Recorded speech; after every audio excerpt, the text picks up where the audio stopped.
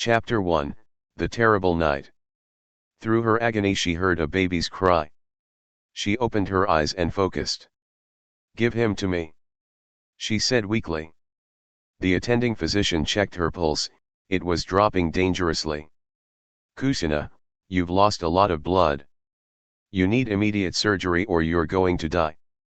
The sight of all that blood bothered her, but she couldn't let herself freeze up when her friend's life was at stake.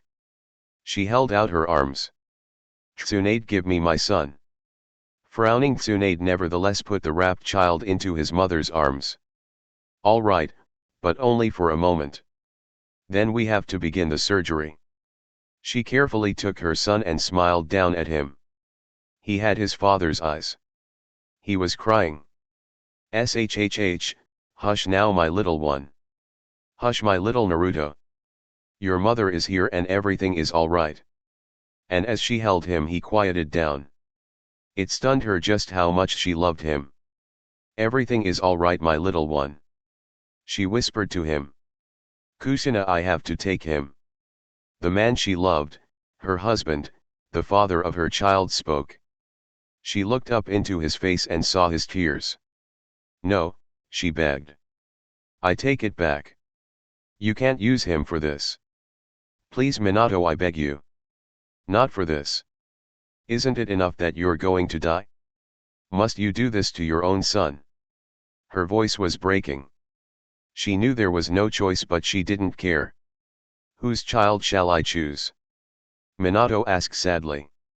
"How can I ask some other parent to make a sacrifice that I am not willing to make? I don't care." She wailed and held him closer. "It's too much to ask, it's not fair." "No Kusina, it's not," he agreed sadly. "But it must be done. I am sorry Kusina, but you have to go into surgery right now." Tsunade put a needle in her arm and injected her. "No, don't. Kusina closed her eyes. Namikaze Minato, the Yondaime Hokage of Konohagakure, took his newborn son into his arms. He wept unashamedly. "Forgive me my darling wife, forgive me my beloved son for what I must do now." He looked at Tsunade. "Will she be all right?" "I hope so, but I can't guarantee it."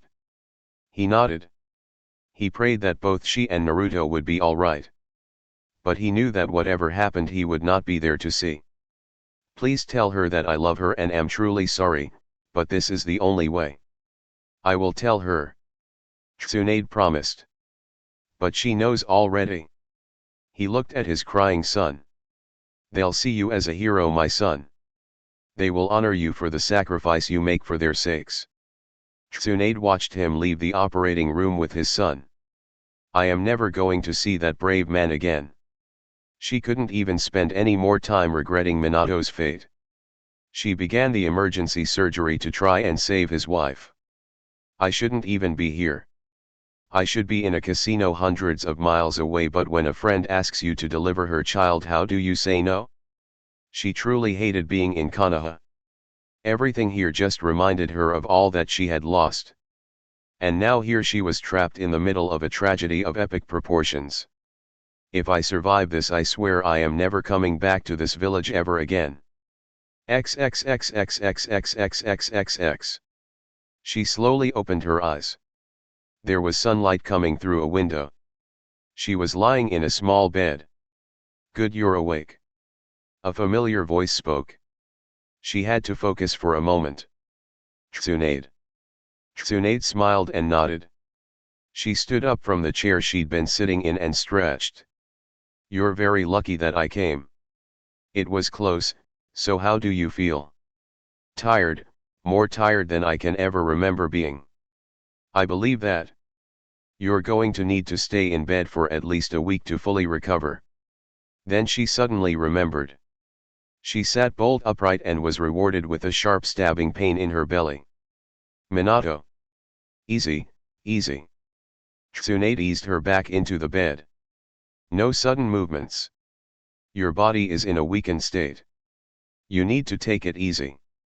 She looked up at her friend. "Tsunade, is Minato?" Tsunade shook her head. "I'm very sorry Kusina, but he's gone." But he didn't die in vain. He stopped the Kuabai and saved this entire village. She shut her eyes and grieved for him. Oh Minato, why? She opened her eyes and began to look about the room. Naruto. She looked at Tsunade in panic. Where is Naruto? Where is my son?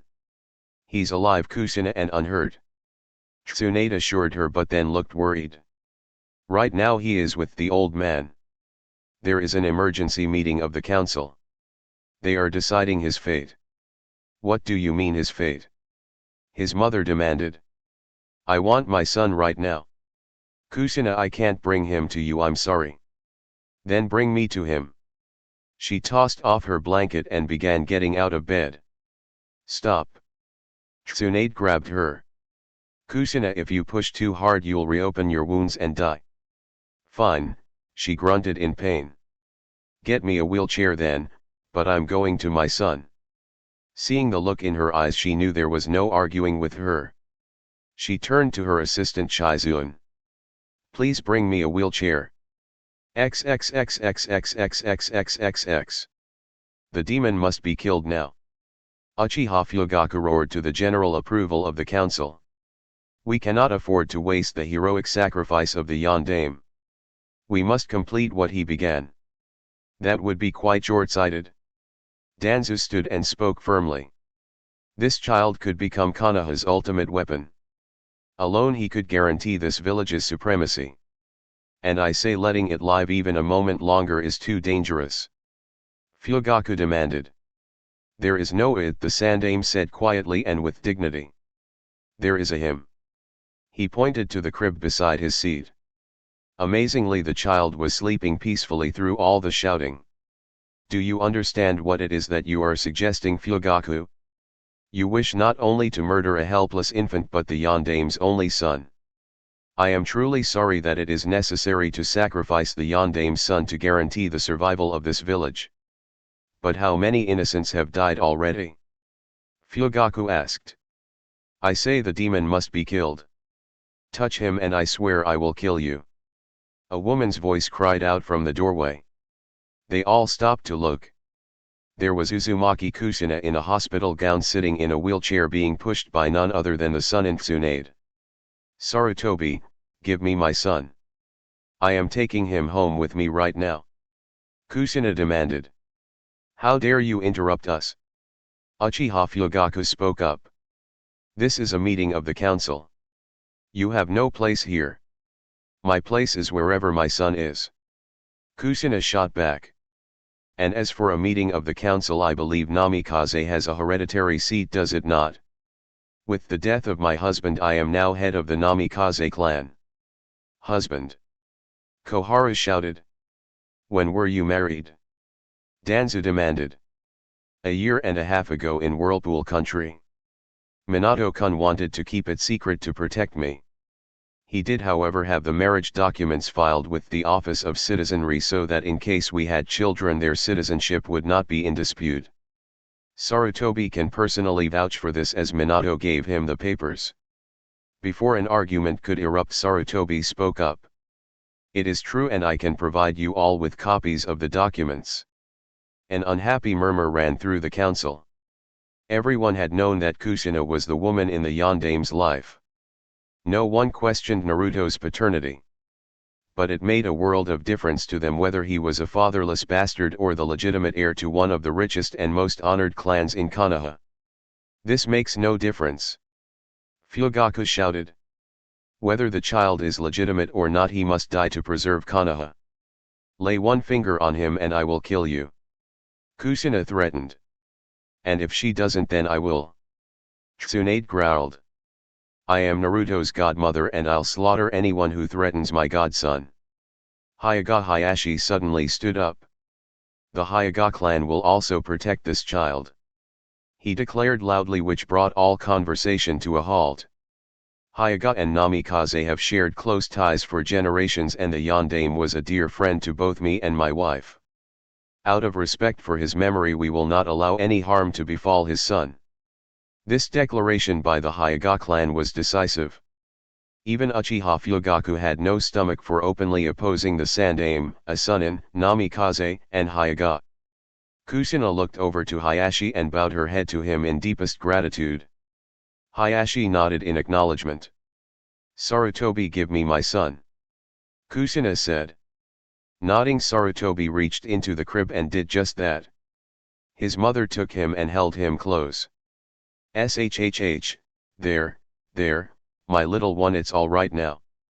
I won't let anyone hurt you."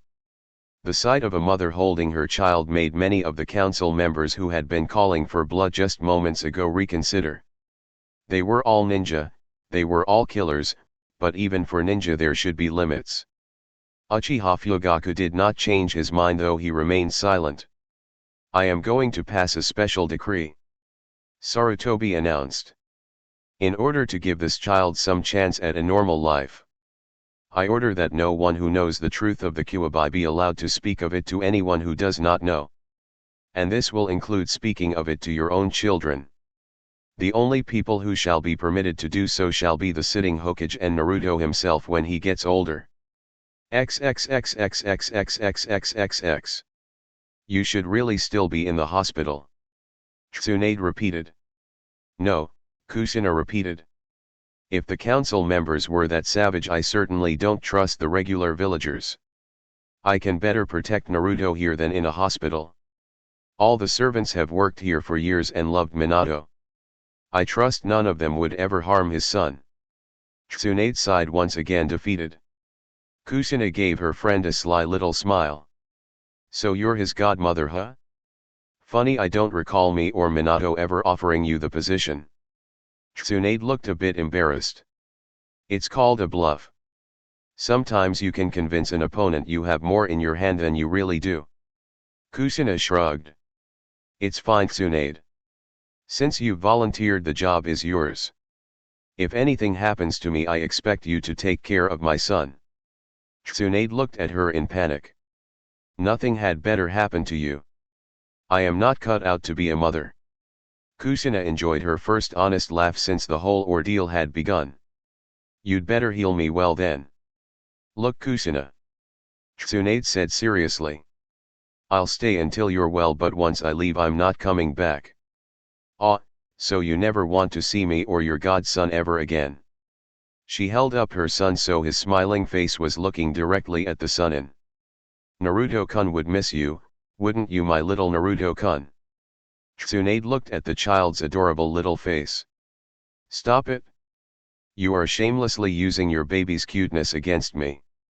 Kushina gave her one of her huge smiles. "Whatever works." Tsunade grinned. "All right, I'll tell you what. Since I have 2 reasons to come back here, I'll promise to return for at least a few days each year. How's that?"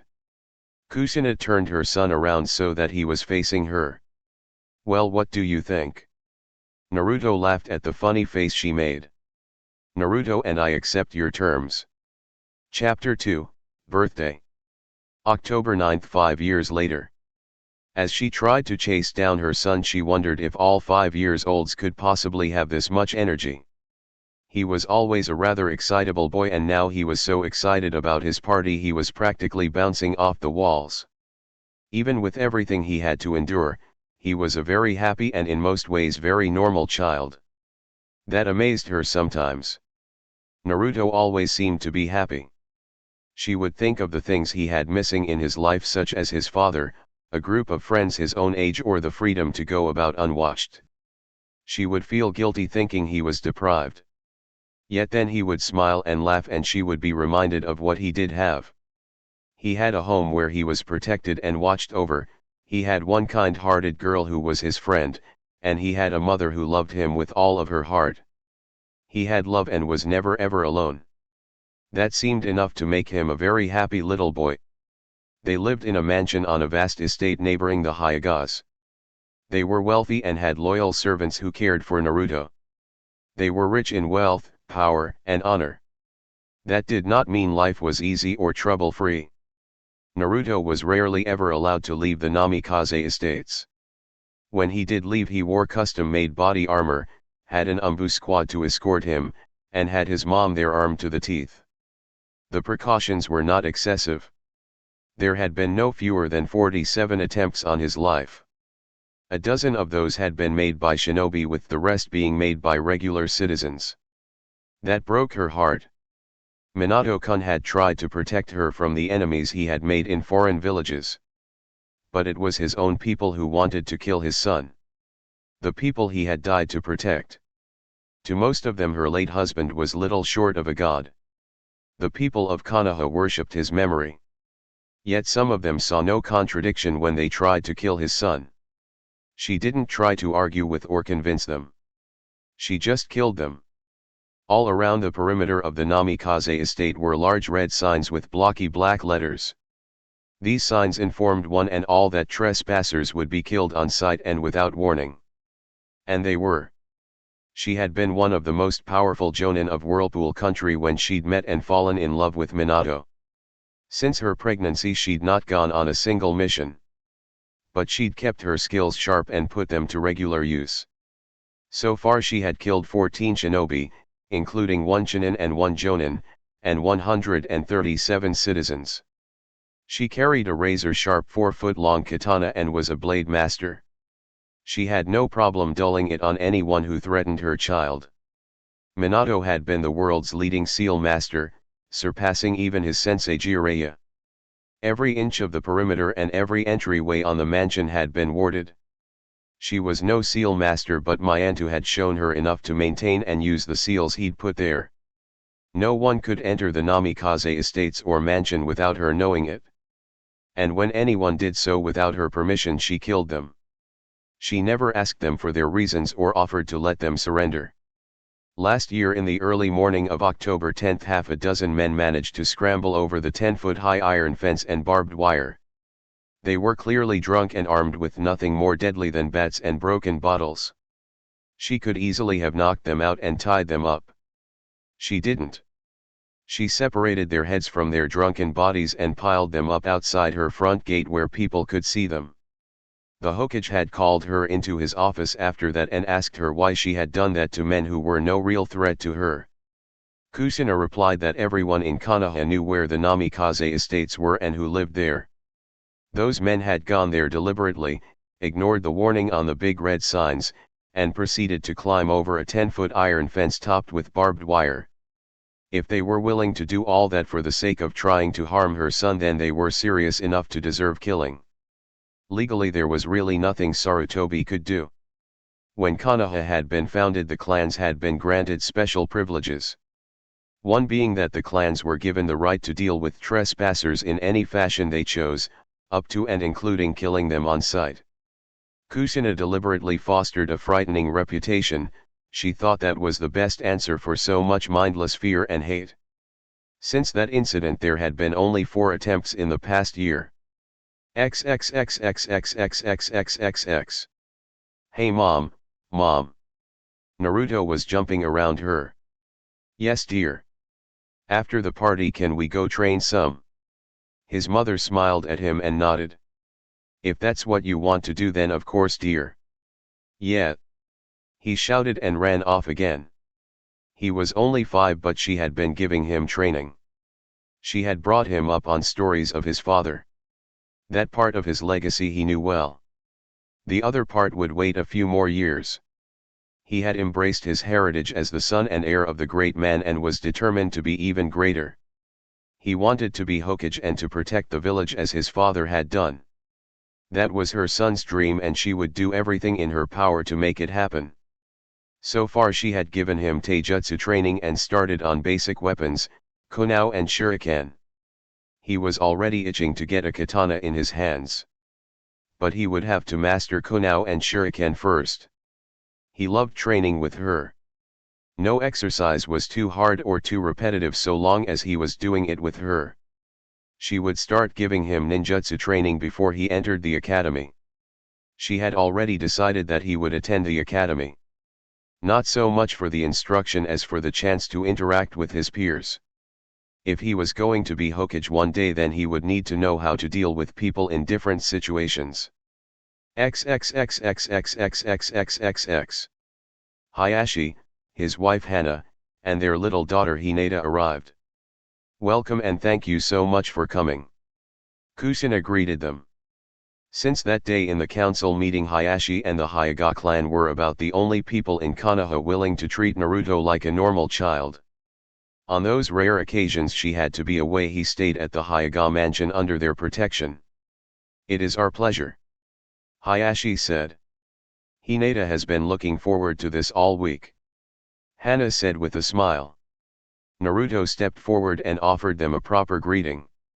He then turned to Hinata, his favorite playmate and only friend of his own age, and gave her a huge smile. Hey Hinata-chan, want to play?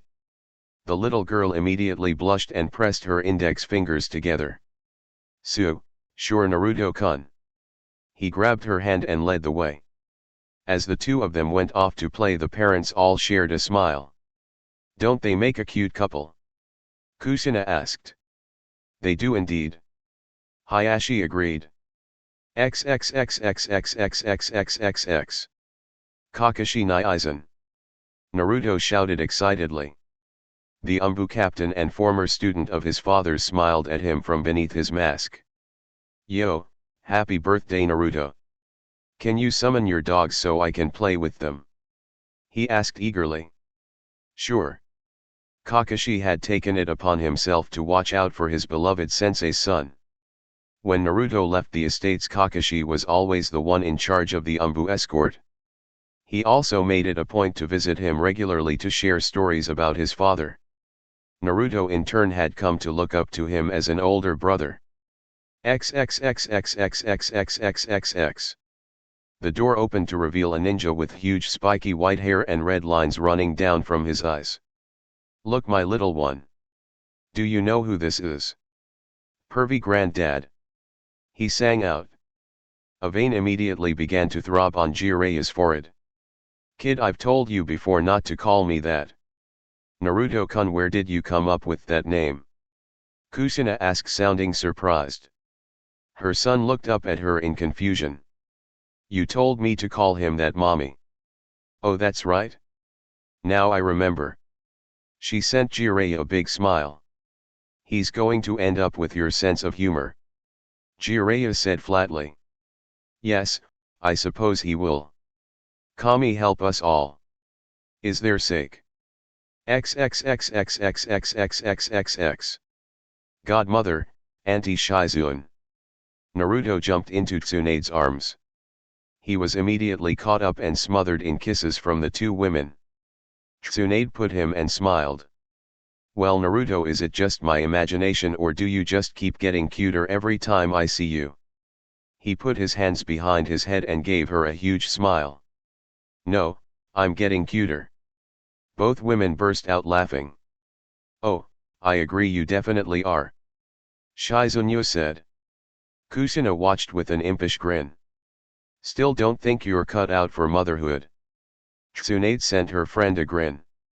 A few days a year are my limit, any more than that and I'd go crazy. Tsunade, good to see you again. A slightly tipsy Jireya came out. She sent Kushina a betrayed look. I didn't know he was going to be here.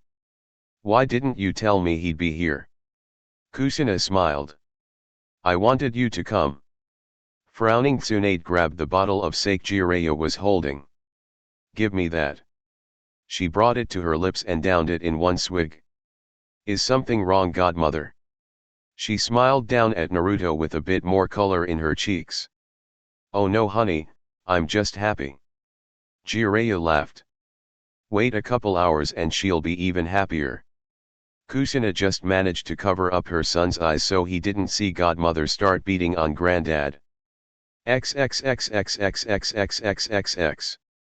Hello Naruto, happy birthday. Hey old man. Naruto said. Naruto-kun, please show our guest the proper respect and call him Hokage-sama. Kushina said gently. What? An insulted Jireya approached them. His left eye was closed and the large black eye made an interesting contrast to the rest of his face. I am Jireya, one of the three ninjas of legend, the all-knowing Toad Sage, as well as a respected and famous author. How come you have Naruto treat Sarutobi with respect but not me? Kusina sent him a frosty smile. Sarutobi never tried to peep on me in the bathhouse. It was a compliment. Oh yeah? Well, if you ever try and compliment me like that again, I'll take something a lot more precious to you than your life. Her eyes dropped to a spot below his belt. He suddenly stiffened and walked away. I'm getting more sake before Tsunade drinks it all. The Hokage let out a depressed sigh. My students. XXXXXXXXX. As she talked to Hana, she felt a familiar sensation on her arm. Damn it, why now? Keeping a serene look on her face, she excused herself. She calmly walked to the outer hallway. Seeing she was alone, she quickly rolled up one of her sleeves to expose her left forearm. On it was an intricate tattoo of a tree with branches and 132 leaves. Each leaf contained a number. The tattoo was of course a seal, one Jiraiya had been kind enough to give her that connected her to all the wards on the estates. Looking at the tattoo, the tree trunk, branches, and leaves all seemed to be made of black ink. Except for the leaf that bore the number 77, that one was red. She rolled the sleeve back down and casually headed towards the front door. Her habit of always being armed and in her gear meant she didn't have to waste time getting ready.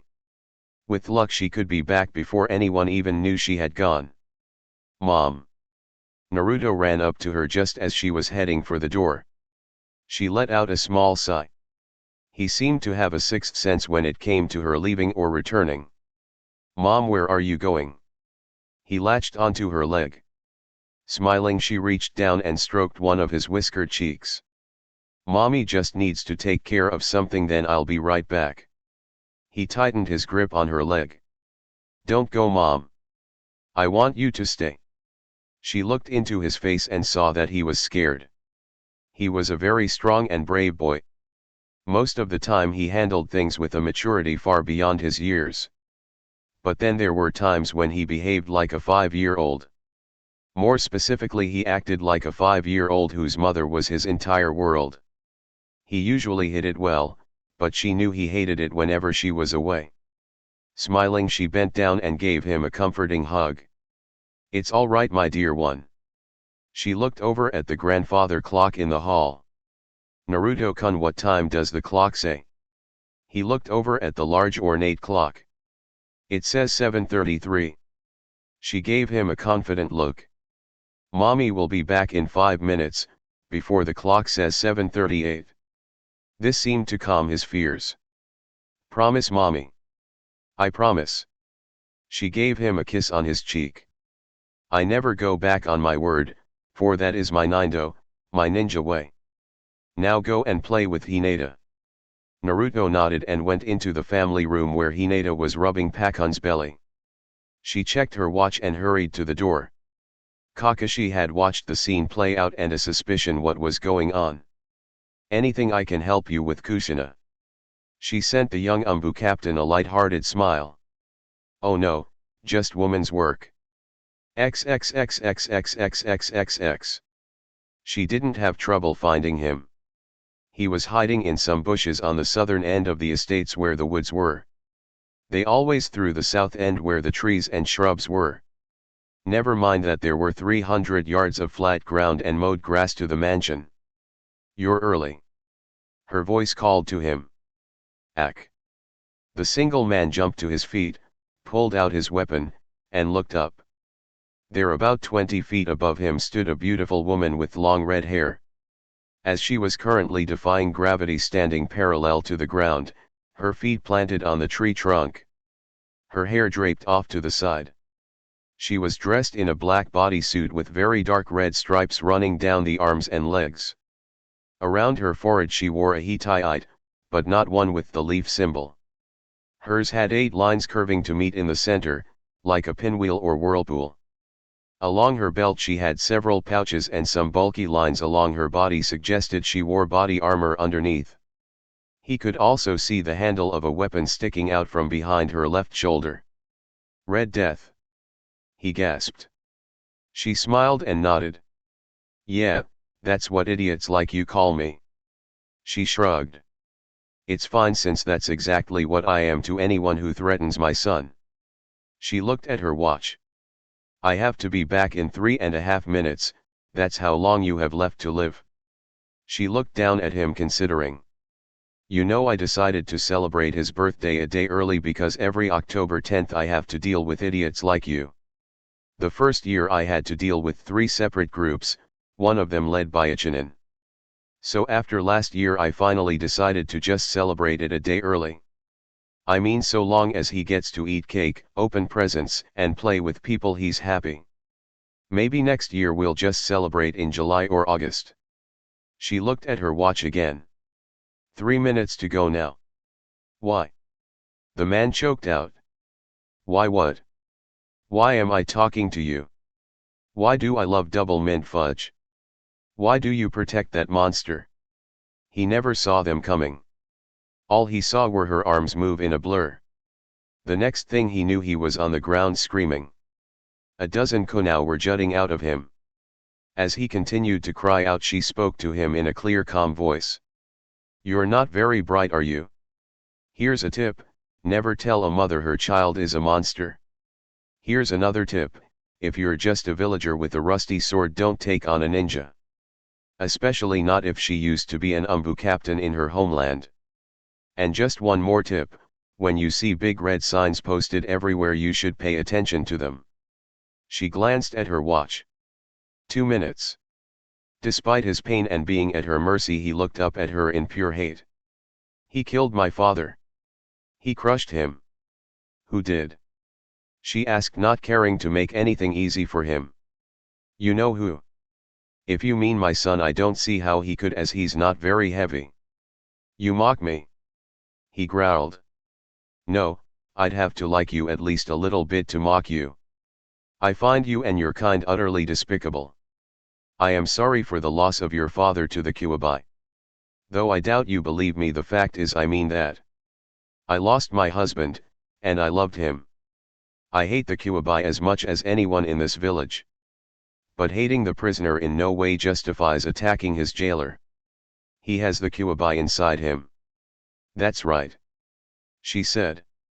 My husband gave his life to imprison the Kuwabai, and my son will spend every day of his life keeping the Kuwabai imprisoned. And just so you know, this is the last minute of your life. He has to die to protect the village. As he watched the one they called Red Death leapt down beside him. She reached over her shoulder and pulled out a long, thin, curved blade. No, she said firmly. He has to live to protect this village. He is my husband's legacy. He has all of Minato's strengths inside him. I can see in him that same love and courage that made my husband what he was. And when I look close, I can see the greatest of all future Hokages. He will protect this village someday as his father did. And now. She lifted her katana high over her head. Go to whatever hell is reserved for those who would kill children. The sword fell and did its work in a single cut. XXXXXXXXXXX. She ran in and looked at the clock. 15 seconds to spare. She quickly approached her son, confident he would not notice anything. One of the advantages of wearing black and dark red was that blood stains were practically invisible. See, my dear one? Mommy made it back just like she promised. Naruto looked up at her excitedly. Mom, can we open presents now? Kushina smiled and nodded. Of course, dear, anything for you. Chapter 3, The Academy. He was standing in front of a mirror looking at himself. The body armor felt a little snug like always, but he liked the way it looked. You look so handsome, my little Naruto-kun, his mother said happily. He looked at her and hesitated a bit. Mom, he said. Is it all right to be scared? With a gentle smile, she went down on her knees and hugged him tight. My little one, of course it is. I've felt fear many times. You. He looked at her in shock. She laughed and pulled him into another hug. Of course. Being shinobi doesn't mean we stop being human. Bravery is not having a lack of fear. It's the ability to do what you need to even in the face of your fear. Always do what you know to be right, even if you are afraid. If you do that I will always be proud of you. He immediately hugged her back fiercely. I want you to be proud of me, Mom. My little one, I have never been anything else. When he finally let go of her, she got up to get his coat and help him put it on. Once it was on, he looked at himself in the mirror again. Mom, if I wear this everyone is going to notice me. He looked at her questioningly. You always say a good ninja should be able to blend in anywhere. Won't this make me stand out?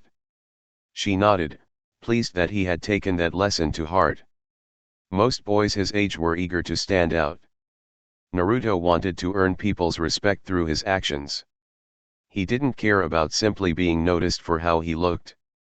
In this village Naruto-kun, there is no avoiding that.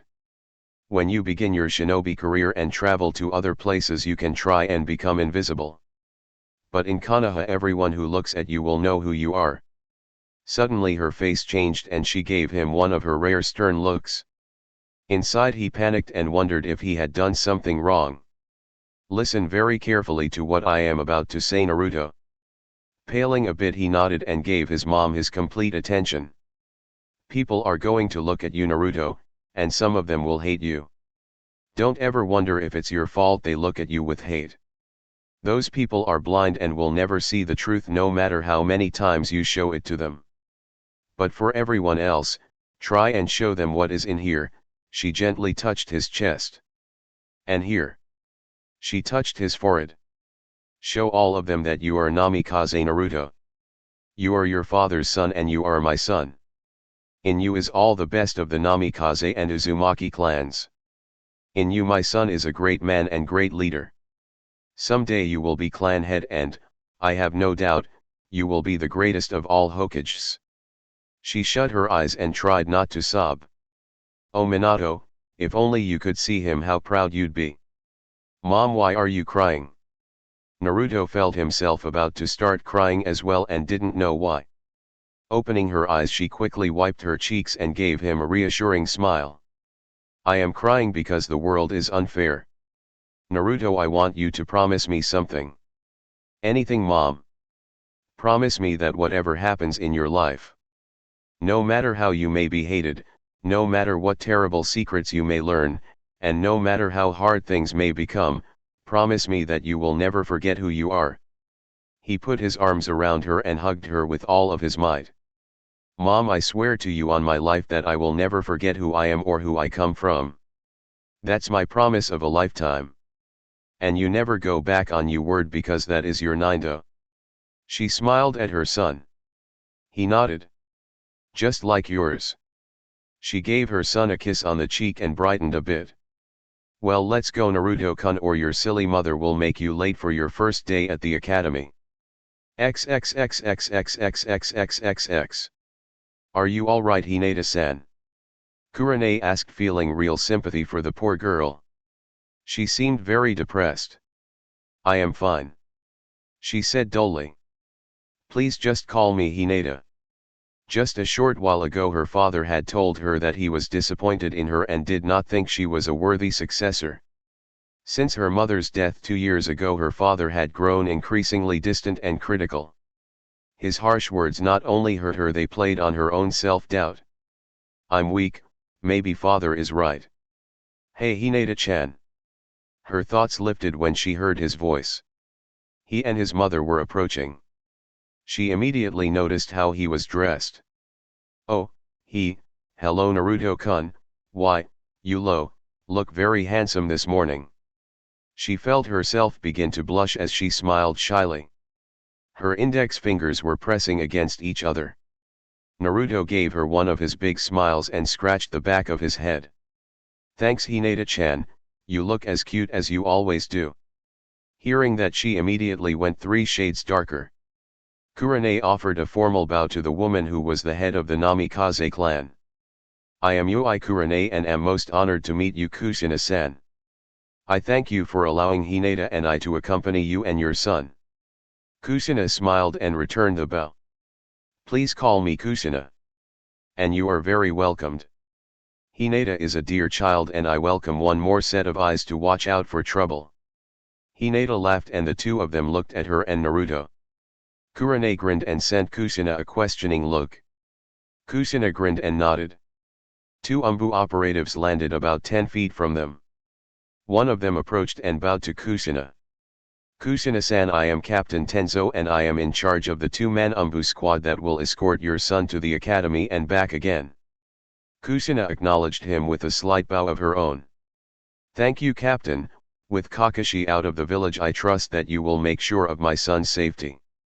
Kakashi thinks highly of you and I trust his opinion. If he trusts you, then I will as well. Thank you, Kusina-san. He and his partner disappeared. Kusina turned to the two children. Shall we go? Yeah. Come on, Hintada. As was his habit, he grabbed her hand and led the way. As was her habit, she blushed and followed him. Hinata kept a small grin as they walked in public. Though she knew they were only friends, she let herself pretend for a bit that he was her boyfriend and they were strolling hand in hand. As they went down the streets, they noticed. As Kusina had warned her son, everyone in Konoha knew instantly who he was.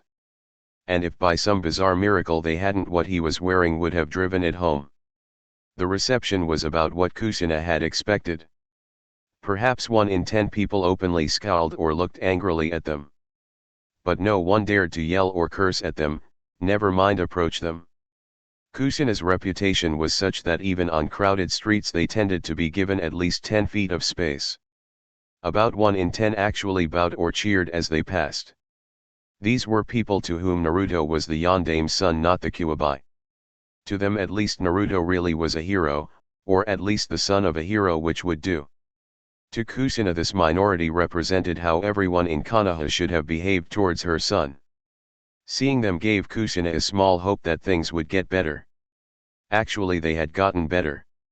There had been no attacks for a year and a half, not even on the last anniversary.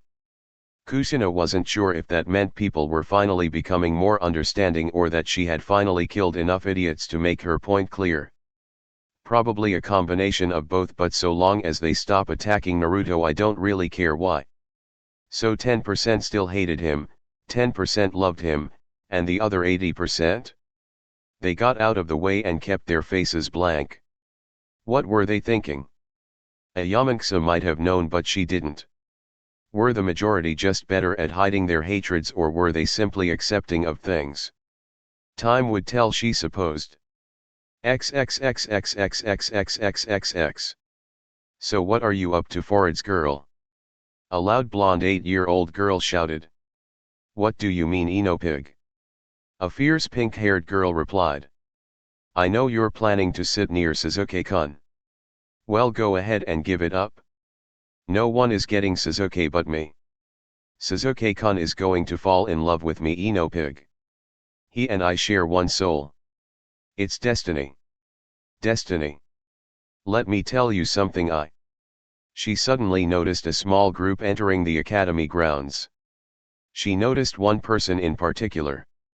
An extremely well-dressed and muscular-looking blonde boy. And he was walking hand in hand with a Hyuga.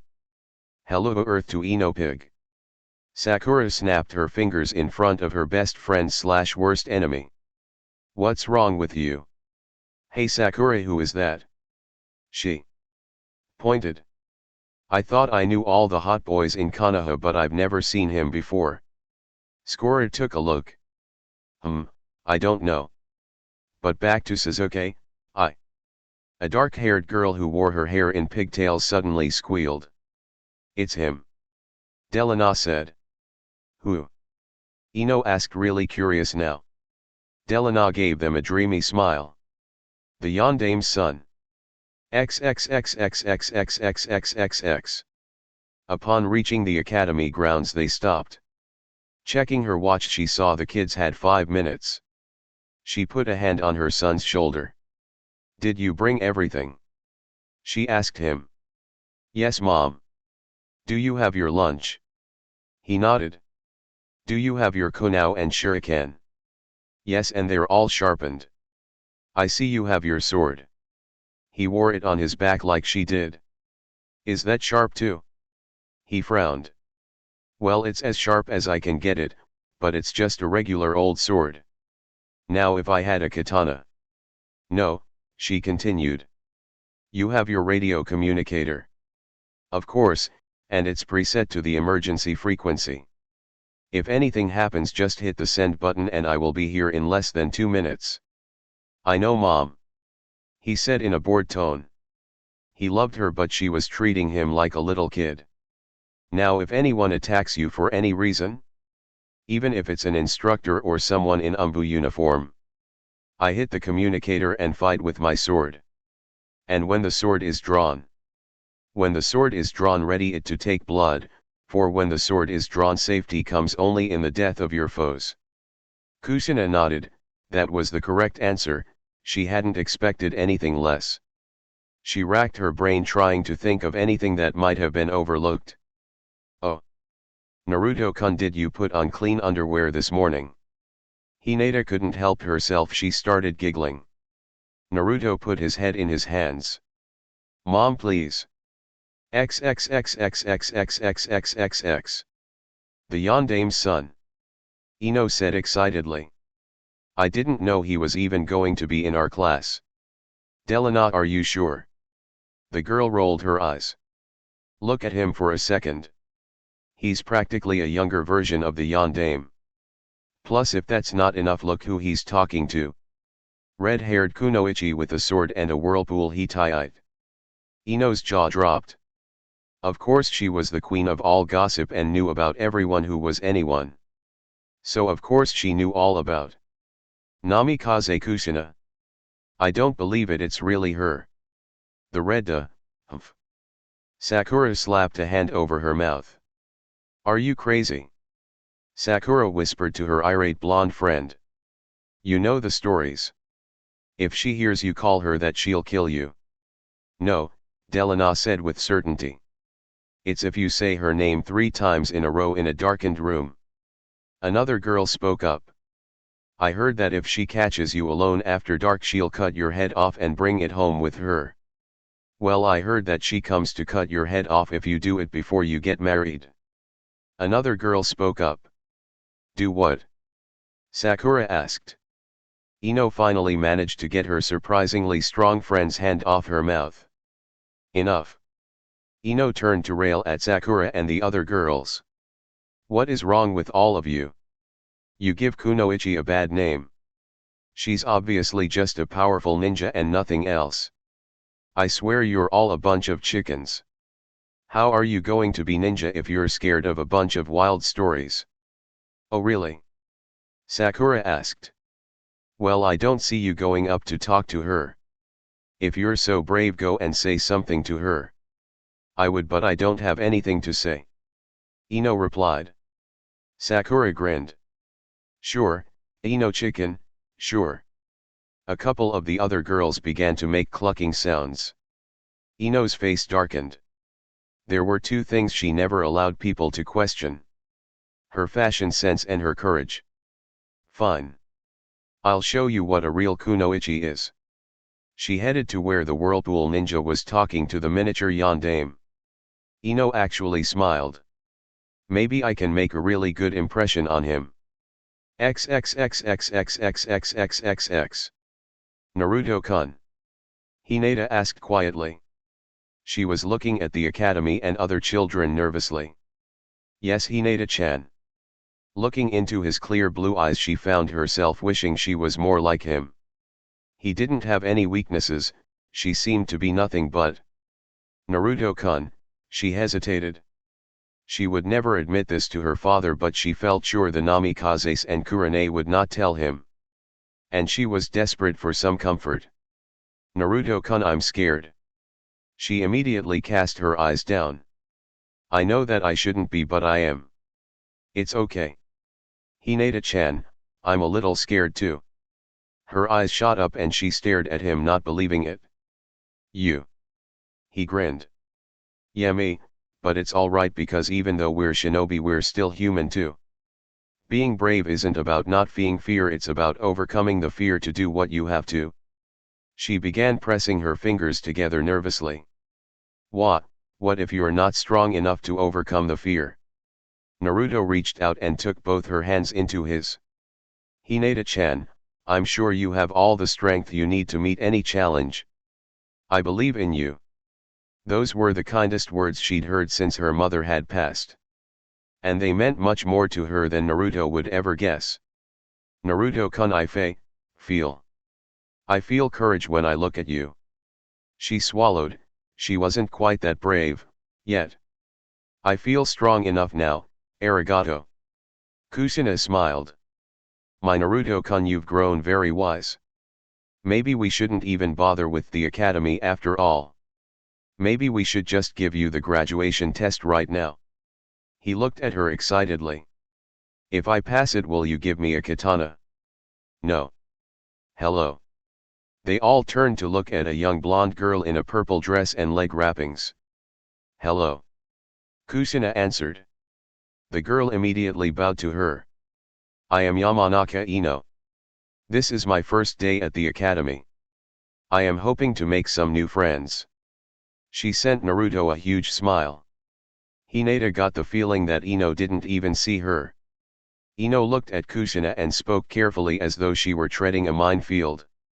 Am I mistaken in believing that you are Namikaze Kusina? And that this is your very handsome son? Kusina gave the girl a slight nod. She didn't miss the way she was eyeing her son or the nervous way Hinata was pressing her index fingers together. Kusina let out a small sigh. Well, I wanted him to interact with his peers. He was bound to meet a girl besides Hinata sometime. I didn't expect the very first one to be quite so friendly. I am Kusina and this is my son Naruto, Hyuga Hinata, and Yu Hakurane. I am pleased to meet you, Ino. She offered Kusina another bow. I am greatly honored to meet you, Kusina-san. She turned her full attention to Naruto. I am also very happy to meet you, Naruto-kun. Kusina raised an eyebrow. Very friendly. Hinata stood there and simply pressed her index fingers together even more nervously. Kun. She's just met him and she is already calling him Naruto-kun. She's very pretty and very sure of herself, not like me. Naruto gave her a very wary smile and a slight bow. He wasn't sure what to make of her, but he didn't want to offend anyone on the first day. I am very happy to meet you as well, Ino. She laughed and put a hand on his arm. Oh, please call me Ino-chan. She gave Hinata a quick glance. And is this your friend? Naruto nodded. Yes, Hinata-chan is my very best friend. Ino turned her full attention on Hinata now. She was still smiling, but the smile was not the same one she had given Kusina or Naruto. This one had something a bit predatory in it. Oh, Hinata-chan, I hope we can be friends too. It's so sweet that Naruto-kun thinks of you as his best friend. Most boys aren't comfortable having girls as just friends. It's nice that Naruto doesn't have trouble seeing you that way. Well, I have to get to class, I'll see you inside. She reached out and touched his arm again. Bye, Naruto-kun. As she walked away, she put just a little bit of sway in her hips. Hinata looked down at the ground. In about half a minute that girl had managed to make her feel completely ugly and plain. She obviously wasn't someone Naruto-kun would ever choose to be with. Weird. Naruto said. Without a thought he grabbed Hinata's hand and began leading her to the academy entrance. Come on, Hinata-chan, we don't want to be late. He was looking at the academy so completely missed the look of relief on Hinata's face. Kusina watched the two of them go with a shake of the head. It suddenly occurred to her that of all the lessons she had given her son on history, ethics, math, taijutsu, weapons, chakra control, and other subjects, she hadn't spoken to him even once about girls and how to deal with them. She shook her head, not believing she had completely forgotten something so vital. Great, I've sent him into battle completely unarmed. Well, if he survives today, I'll start explaining about girls tonight. After all, they're at least as dangerous to him as assassins. XXXXXXXXXXX. Wow. I can't believe you actually talked to her, Ino. What did she say? Delana was pulling on her pigtails excitedly. Forget her. What did he say, the Yondame's son? Another girl asked. Oh, you mean Naruto-kun? She said indifferently. Naruto-kun.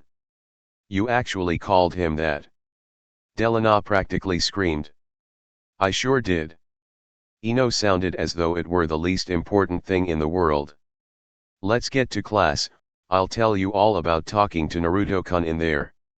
Hey Ino pig. Don't think I didn't see what you did. You were flirting with him. How dare you do that to Sasuke-kun?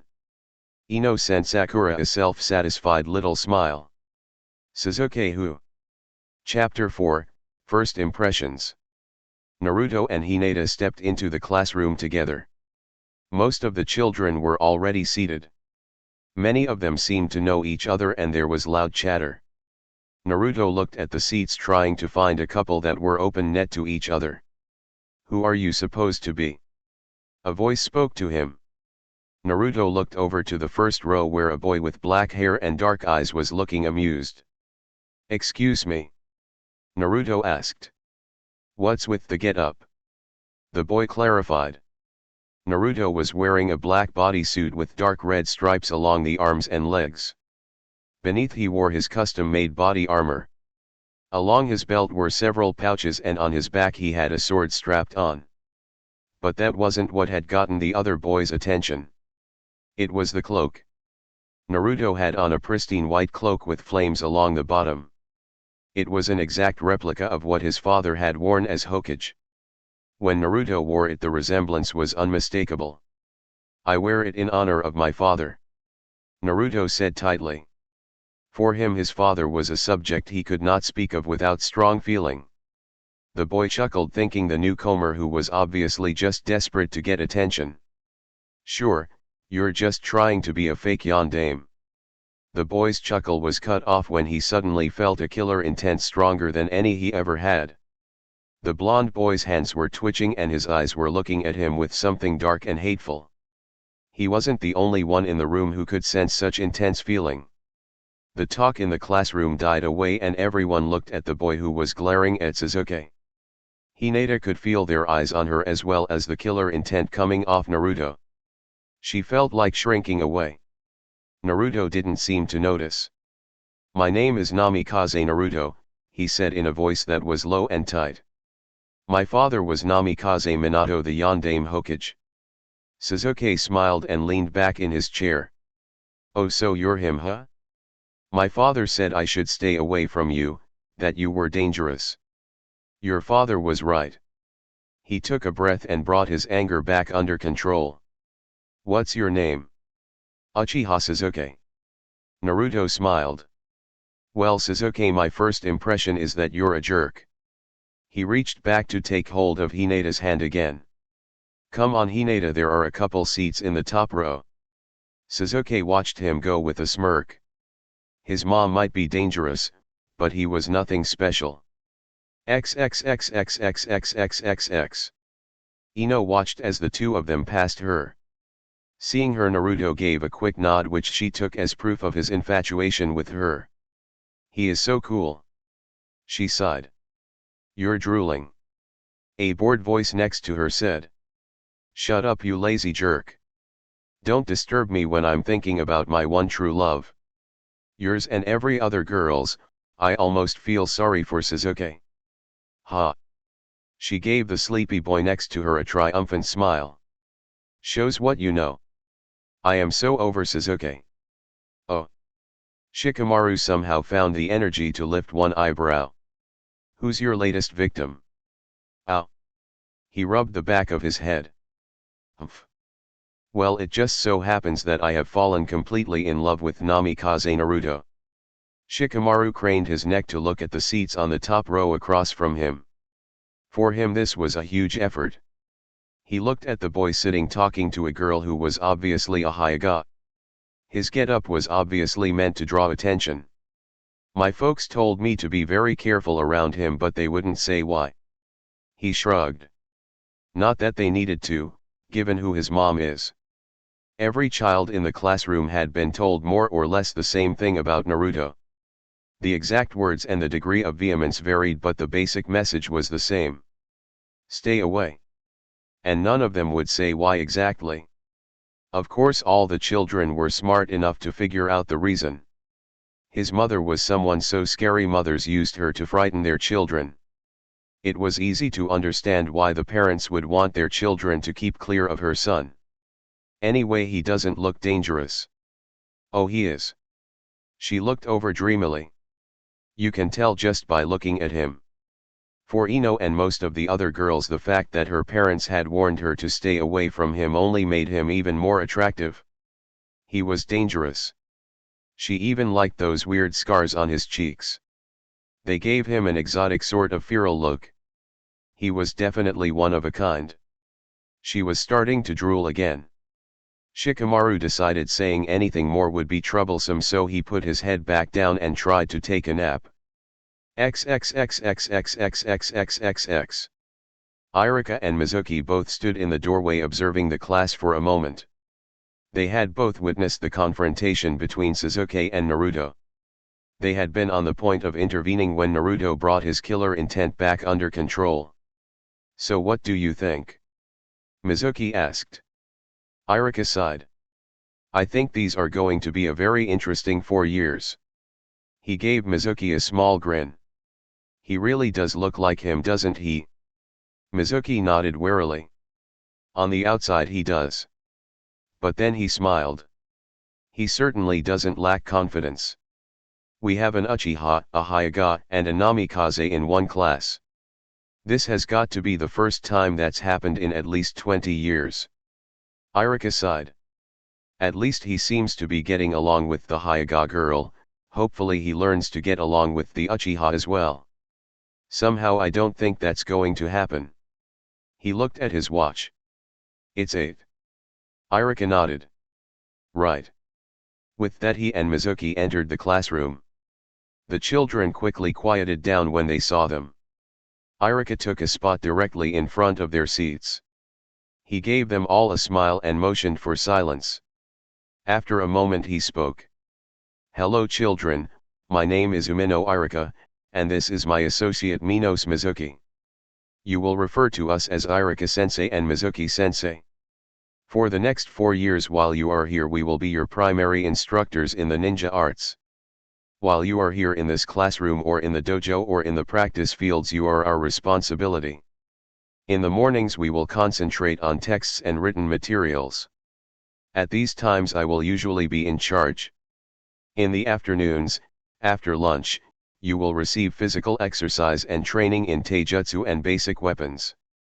At these times Mizuki will normally be in charge of you. Along with this standard instruction you can also expect to go on several field trips to develop survival skills. Now to help us to get to know each other I would like each of you to stand up and tell us who you are and what you hope to become. One by one the students did so. I want, munch munch munch. To be just like my dad and show everyone that a pleasantly plump person can be a great ninja. Humph, I want to be an ordinary ninja, have an ordinary career, marry a girl who is not too pretty or too ugly, have 2 kids, a girl and then a boy, retire when my daughter marries and my son becomes a ninja, and then enjoy a peaceful and carefree retirement until I die before my wife. I want to prove that a kunoichi can be beautiful and powerful. And I want to win the love of a special someone. The girl turned around and blew Naruto a kiss. Naruto had no idea what to think of this while Hinata began to press her index fingers again. I want to be a good kunoichi and I also want. The girl looked at Sasuke and dissolved into giggles. My name is Uchiha Sasuke. I want to prove myself worthy of my father's respect and to match my Naizen. I seek to master all of my clan's jutsus and to eventually help breed a new species of Kekai bug. I want to become a great ninja and fight with my dog Akamaru. As her turn approached she began to panic at the thought of all those people looking her and her having to talk. But then she felt Naruto's hand cover hers. He could always tell when she was really nervous. He leaned in and whispered to her. Don't worry Hinata-chan, I know you'll be fine. She smiled at him and nodded. Arigato, Naruto-kun. It was amazing how just his touch and just a few words could set her mind at ease. When her turn came she stood and spoke in a clear voice. I am Hyuga Hinata. I wish to become a strong leader for my clan and to earn my father's respect, and the respect of one other person. She sat back down relieved she had managed to get through that without a stutter. Naruto slowly stood. I am Namikaze Naruto. I have only one goal, an ambition really. I want to be the greatest Hokage that Konoha has ever seen. No one laughed at him. For they all knew that such a thing was hardly impossible for one with the Namikaze name and the blood of a Hokage in his veins. Iruka nodded, well satisfied with how well it had gone. Most of them lacked a strong sense of purpose and fell back on the standard answer of just being a great ninja or kunoichi. That was normal. While they were here they would develop a strong sense of what they wanted or they would wash out. Some of them already possessed a very strong sense of purpose. His eyes drifted back up to Naruto. Well, thank you, that was very informative. You can trust both Mizuki and myself to do everything we can to help each and every one of you to reach your goals. Now we need to get an idea of your abilities. To begin with, can any of you use a jutsu? He didn't expect anyone to raise their hands. At this age only someone who was a genius would be able to mold chakra. But to his very great surprise not one but 3 hands rose. Well, this should be interesting. Very well, Sasuke, Shikamaru, and Naruto, come down here please. The 3 boys were soon standing before him. All right, who would like to go first? Shikamaru spoke up. Man, this is a drag. Let me go so I can rest again. Iruka frowned at him. You should be well rested when you come here each day. There is no excuse for not being ready for a full day when you arrive here. In any case, please show me your jutsu. Shikamaru nodded and went through some hand signs. Shadow possession technique. His shadow flowed 5 feet until it merged with Iruka's. Iruka was compelled to put his hands on his head and begin dancing around, mimicking Shikamaru and greatly amusing everyone in the class. All right, that's enough. Iruka called out. Shikamaru ended the jutsu and Iruka tried to regather his dignity. Thank you, Shikamaru, that was very impressive. Shikamaru nodded and slouched back to his seat. Sasuke, why don't you go next? The boy smirked. Can we go outside? It's a fire jutsu. Iruka nodded. All right class, we're going outside. After about 5 minutes the class and instructors had assembled on the asphalt outside. All right Sasuke, please demonstrate. Sasuke ran through the hand signs. Fireball technique. From his mouth a boulder of fire at least 5 feet across appeared. He let it land on the asphalt. He heard the other kids all shout and applaud, of course. He calmly turned back to his stunned instructors. Both of them were gaping at him. Very, very impressive, Sasuke. Iruka praised. The power of the Uchiha clan. Mizuki said with a little bit of awe. Smiling happily he headed back to rejoin the other students. As he passed Naruto he smiled at him. Top that fake yondaime. Naruto shot him daggers from his eyes as the smug little genius passed him. His hands twitched and he longed to take out his sword. He did manage to keep his killer intent from spiking though. Oh, I'll top that, you arrogant little jerk. When Iruka called him forward he decided to put as much chakra as he could into this. He thought this might go well. He was seriously pissed off at the moment and he'd found that whenever he got really angry he seemed to have more chakra than usual. He thought of it as red chakra and it always felt different from his regular chakra. He could feel it in him now. He went through the hand signs. Shadow clone technique. And then just for an instant the entire area was covered with smoke. When the smoke lifted, Iruka, Mizuki, and the class were entirely surrounded by about 200 clones. What? Mizuki stared out in complete shock. He wasn't the only one, the entire class was shouting and pointing. Iruka reached out and actually touched the 2 nearest clones. Sure enough, they weren't illusions. Naruto. How on earth did you do that? What do you mean? He looked at the one who had answered. Shadow clones are a high-level Jonin jutsu. How did you learn it?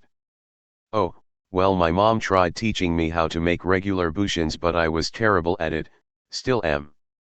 It turns out I have a lot of chakra capacity, even more than my mom has.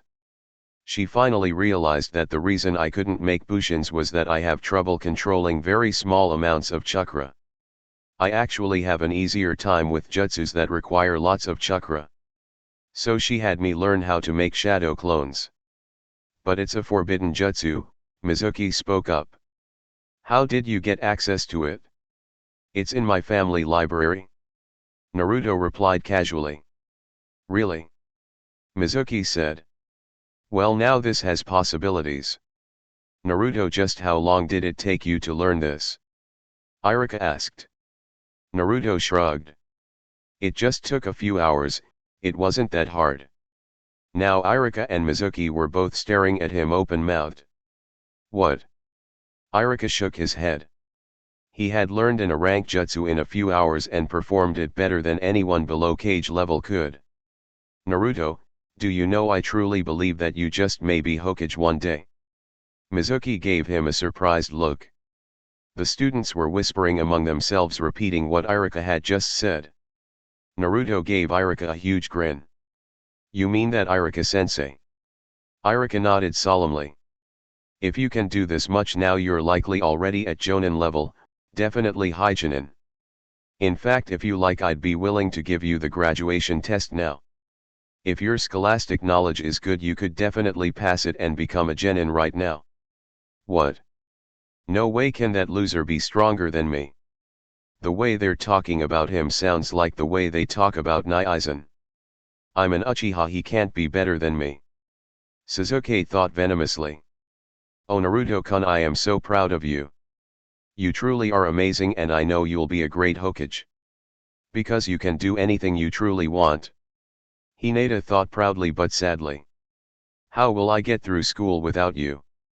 Oh no. I can't lose Naruto-kun now. How can I make him fall completely in love with me if I'm stuck here while he's doing missions? Ino thought desperately. Damn it, this is not good. Mizuki thought of arguments against giving Naruto the graduation test now. It was rare but not unheard of.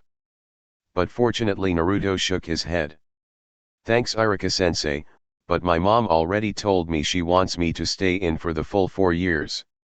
She says I need to develop my social skills. Iruka nodded. All right, but please tell your mother that I am prepared to administer the test at any time. Naruto nodded happily. So do you know any other jutsus? About a dozen. He said without concern. He smirked. Anything interesting? If he knew shadow clones, it only made sense he would know other lower level jutsus. But nothing could top what he'd done already. Well, I can summon. Iruka looked at him carefully. Show me please, but first would you mind dismissing your clones? No problem. With the thought he got rid of all his clones. Then he bit down on his thumb. Summoning technique. He slammed his hand onto the asphalt. With a large puff of smoke, a 5-foot-tall red and black frog was there. Iruka nodded. I knew the Yondaime could summon frogs. But for you to do so you have to sign a contract. How were you able to do that? Naruto smiled. Oh Granddad let me. Granddad? Jiraiya, he was my father's sensei and he drops by to see me whenever he's in town. You've had the great Jiraiya teach you? You've had one of the Sannin as a sensei. Well, I don't know if you can really call him my sensei. He just shows me a few things like summoning and then he goes off to do research somewhere. Tsunade's even worse, I only get to see her once a year.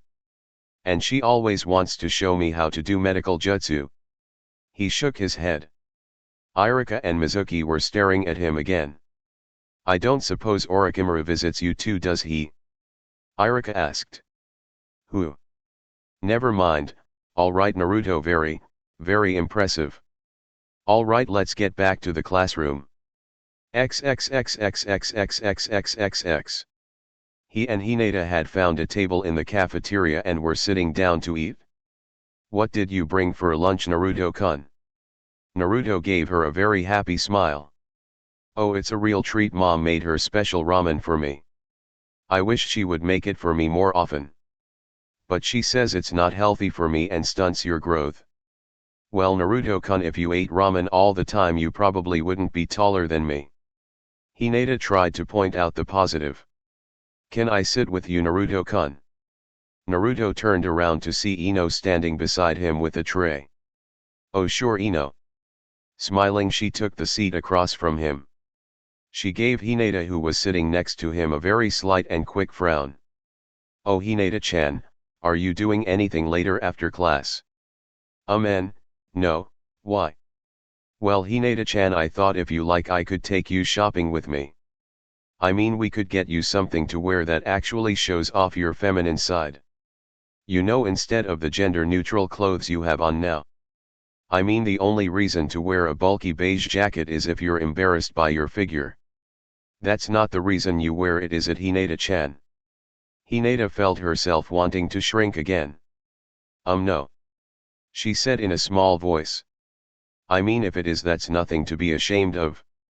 Some girls are just late bloomers. Naruto looked at her. Ino, we're all 8-year-olds, no one has yet. Well, you have, Naruto-kun. She reached across the table to touch his forearm.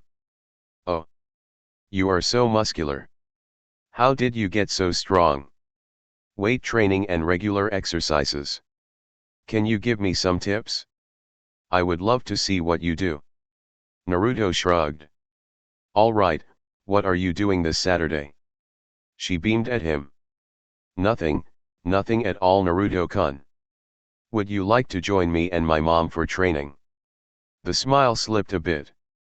No, this is fine. I'll just impress him and his mom with my ability and we can have a real date later on. I mean, it's still more than Sasuke ever agreed to. That sounds great, Naruto-kun. I'd be happy to join you. You might want to reconsider that. Hinata spoke up. Their training sessions can be very extreme. She gave Hinata a smug smile. Have you trained with him? She nodded. I don't do all the exercises, but I do about half of them. Well, I'm sure that if you can handle half of them I'll be able to do most of them. Hey Hinata-chan, why don't you come by Saturday too? We can all train together. Naruto said. Hinata looked at Ino and sent the girl a tiny grin. I'd like that, Naruto-kun. Great. I'll see both of you there at 7. Naruto said. In the morning. Ino said, startled. Naruto nodded. Be sure to have a big breakfast, you'll really need the energy and we won't stop until noon. Your workouts last 5 hours. The color began to drain from her face. Oh no, Ino, Naruto said. The workouts last 10 hours. 5 hours is as long as Hinata-chan can last. Is that a problem? Her smile looked a bit shaky but she shook her head. Naruto, would you mind if we join you?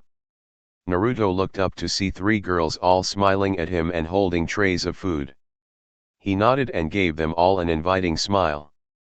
The kids sure were friendly. But why did Hinata look so worried? Chapter 5, Advice and a Question. It's not a problem that I invited her, is it, Mom? Naruto asked as the 4 of them were heading back from the academy.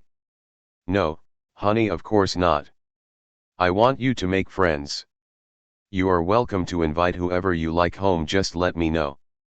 She stopped to pick up a couple of pebbles. Inviting friends over is fine. In a blur she threw the 2 pebbles at a large tree they were passing underneath. Ow! Ow! 2 8-year-old girls dropped out of the tree onto the street. Kusina stood over them frowning with arms crossed. Why are you following us? Delana looked up in a panic for her life. Please don't kill us. She wailed. Kusina shut her eyes and shook her head. I'm not going to hurt you. But don't stalk my son. If he wants to see you after school he'll invite you. But if he doesn't, I expect you to leave him be. We weren't stalking Naruto-kun. We just wanted to see where he was going. Delana said. Did he know that? No. Delana said weakly. That's stalking, don't do it again. Now go. The two girls wasted no time running away. Kusina returned to her son's side. Tell me something, Naruto-kun, how many girls had lunch with you today? Not counting Hinata, 7. Well, it's official then. Kusina said in a flat voice. What? You have a fan club? She took out a konao and tossed it at a trash can. The can flipped end over end, spilling garbage over the 8-year-old girl who had been hiding behind it. Eek! The girl shouted in terror. Go home and don't follow my son again. The girl fled. She gave her son a look that was amused and annoyed at the same time. My son, the heartthrob. It's okay, Mom, I'll just tell the girls to leave me alone tomorrow. Kusina, Kurane, and even Hinata looked at him as though he were an idiot. Naruto-kun, I really don't think that will do any good. Hinata said quietly. Why not? Because Naruto-kun, you're not a person to them, you're an ideal. Kusina said as she picked up another pebble. Huh. Kusina threw the pebble and a young girl in a yellow dress fell out of a tree. You, stalking, bad, don't. She shouted as the girl ran for her life. Now, as I was saying, except for Hinata, did any of those girls today really know you?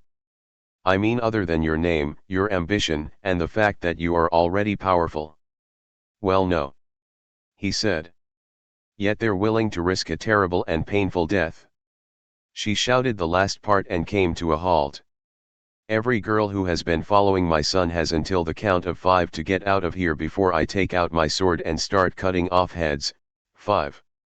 Immediately 6 different girls came out of their hiding places and began to run away screaming. She looked at her son. None of these girls actually think they're going to get you. So just telling them you're not interested won't help. You're an ideal to them now. An ideal? Kusina nodded. They look at you and see the perfect and unattainable. Being with you is a magical quest. They know the attempt is bound to fail, but they still want to try because you represent an ideal to these girls of everything they imagine they want in a boyfriend. They want to pursue you because in an odd way they think it brings them closer to this perfection they can never really have.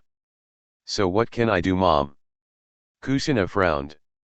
Well, if you'd known what to do you might have nipped this in the bud. But I neglected to tell you how to handle things. She sighed. Unfortunately, now that the fan club has actually formed, you're left with only 2 options. One option would be to ruin the reputation you have now. You could answer every question wrong, try to be loud and obnoxious, start playing a bunch of annoying pranks, and maybe replace the Hokage cloak with a bright orange jumpsuit. Naruto looked at her in horror. Mom, don't even joke about that. Kusina grinned. Well, that leaves option 2. Get a girlfriend. What? Hinata thought. What? Naruto cried out. Mom, I thought I was trying to get the girls to leave me alone. Kusina nodded. That's the goal, Naruto-kun. How does having a girlfriend help with having girls chase after me? Simple, by having one girlfriend you immediately ruin the ideal all the other girls have. Even if you are unattainable, they still want to only chase boys who are unattached. If you have a girlfriend, that will take the steam out of most of the fangirls. Naruto frowned at her. I don't know, Mom. I mean, even if I wanted to, which girl would I pick? Kusina raised an eyebrow. Well, son, who would you feel comfortable spending time with, being alone with, and maybe even walking around hand in hand with? She glanced to where Naruto and Hinata were holding hands. Naruto seemed to struggle. That's just it, Mom. I don't feel comfortable with any of them. The only person in the whole class I feel comfortable around is Hinata-chan. Kusina just looked at her son blankly for a bit and waited. He didn't seem to get it. Finally she asked. Who? Hinata-chan. She cupped a hand to her ear. Who? He frowned at her. I said Hinata-chan. I feel comfortable around Hinata-chan. And then the light seemed to come on. Oh. I could have Hinata-chan be my girlfriend. Kusina smiled. Why Naruto-kun, what a wonderful idea. Asking the girl you know and trust. But Naruto frowned. I don't think it would work though. Yn, not Naruto-kun? Hinata asked. He looked at her in surprise. Come on Hinata-chan. Can you see me as your boyfriend? Hinata hung her head and didn't bother to answer. Kusina looked on but decided to not say anything. If he doesn't see it, there's no point trying to force things. Well, they're both young. All good things in time. Well, Naruto-kun, I hope you enjoy being an ideal. Great. He began looking around, wondering if there were any more girls following him. Kusina picked up a pebble. Well, on the bright side, this should be good preparation for when you become Hokage. Most of the villagers never met your father, but they loved and idolized him. She threw the pebble into some bush in the front of a residence. Ow! The bush cried out. Though the villagers didn't stalk him. XXXXXXXXXX. They made it back to the Namikaze estates without saying much more. They also made it running into only 2 more fangirls. Naruto-kun, go on in, I'll be a minute. Naruto nodded and went in through the gate. Once he was out of hearing, she turned to Hinata. Hinata-chan, I would like to talk to you for a minute. Kurane looked at Kusina. Would you like some privacy? Kusina shook her head. I don't mind if you hear this, Kurane. She smiled at Hinata. This will just be between us girls. What is it, Kusina? Hinata asked morosely. Kusina reached out and gently put a hand on each shoulder. Hinata-chan, don't give up on him. She looked surprised. What do you mean? Just what I said, don't give up on him or on the idea of being with him eventually. I know it doesn't seem like it right now, but Naruto thinks the world of you. And I know just how deeply you care about him too. She sighed. Naruto-kun doesn't even see me as a potential girlfriend. Right now he doesn't, but Hinata-chan, you are both still so very young. Things can change with time. But the important thing is that today wasn't a decisive moment, so don't worry too much. Decisive moment. Kusina smiled kindly. In all of our lives, Hinata-chan, there come a certain number of decisive moments. These are crossroads in our life's journey. They are times when your life can move into one or another very different path. Would you like to hear about mine? Hinata nodded eagerly. Well, not too surprisingly, mine involved a certain man. Would you like to hear how Minato and I came to be? Oh yes, please. Well, he was in Whirlpool Country commanding a small force of leaf nins that were there to help us drive out some damn rock nins from our territory. I worked with him closely, and from the very start we flirted with one another mercilessly. She stopped and smiled fondly at the memory.